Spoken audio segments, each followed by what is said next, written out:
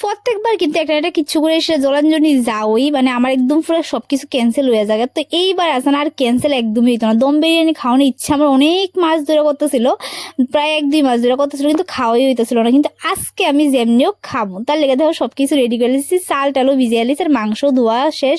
আর এদিকে কিন্তু দুজনের লেগে 2টা লেগ পিস আসলো, আর আলু কিন্তু একদম কম, মানে 2 টুকরা আলু, মানে আমি আলু খাই, আমার জামাই আলু খানা, তরকারি আলু এলেগা আমিই খাই, তার লেগে শুধু আমার লেগে আলু দিছি। আর এদিকে দেখো মাংসটা কিন্তু রেডি করে দিচ্ছি, দেখতে কি মানে লাগতেছিল কালারটা। আর এদিকে বিরিয়ানির ভাতটাও কিন্তু রান্না হয়ে গেছে গা, আর মাংসটা সুন্দর করে নামিয়ে লাইছি। আর এদিকে আমার জামাই কিন্তু দম দেওয়ানোর লেগা রেডি করে লেতেছিল। আর কোনো কিছু রান্না করলে স্পেশাল জিনিস কিন্তু আমরা দুজন মিললেই করি।